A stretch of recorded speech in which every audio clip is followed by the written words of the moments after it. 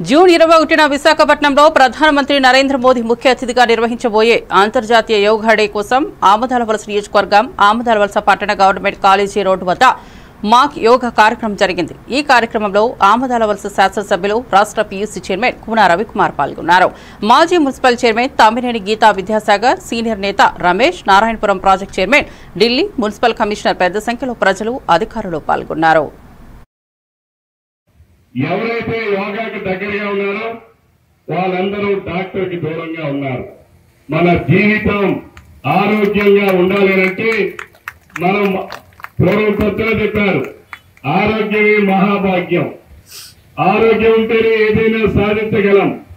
ఒక విద్యార్థి బాగా చదువుకోవాలంటే ఆరోగ్యం ఉండాలి. ఒక శ్రామికుడు బాగా కష్టపడాలంటే ఆరోగ్యం ఉండాలి. ఒక రాజకీయవేత్త కష్టపడి ప్రజలకు అందుబాటులో ఉండాలి. ప్రజలకు మెరుగైన సేవలు అందించాలంటే ఆరోగ్యంగా ఉండాలి. ఒక కార్మికుడు తన ఫ్యాక్టరీని అభివృద్ధి చేయాలంటే, తను పనిచేసే సంస్థ అభివృద్ధి పదంలో నడవాలంటే ఆ కార్మికుడు ఆరోగ్యంగా ఉండాలి. ఆరోగ్యంగా ఉంటేనే ఏదైనా సాధించగలం. ఆరోగ్యం లేకపోతే ఎంత డబ్బున్నా సరే ఏమీ సాధించలేము.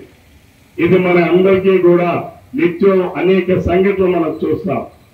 ఈ రోజు మనం యోగా అనేది ఏదో వరల్డ్ రికార్డ్స్ కోసం కాదు.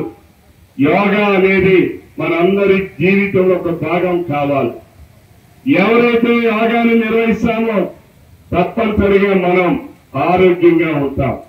ఈరోజు రఘులప్పన్న గారు యోగా ద్వారానే ఆయన ఆరోగ్యాన్ని కాపాడుతున్నారు. ఇప్పుడు కూడా ఆయనకు 75 సంవత్సరాలు పైబడి ఉంటుందని నేను భావిస్తున్నాను. అలాగే మొన్న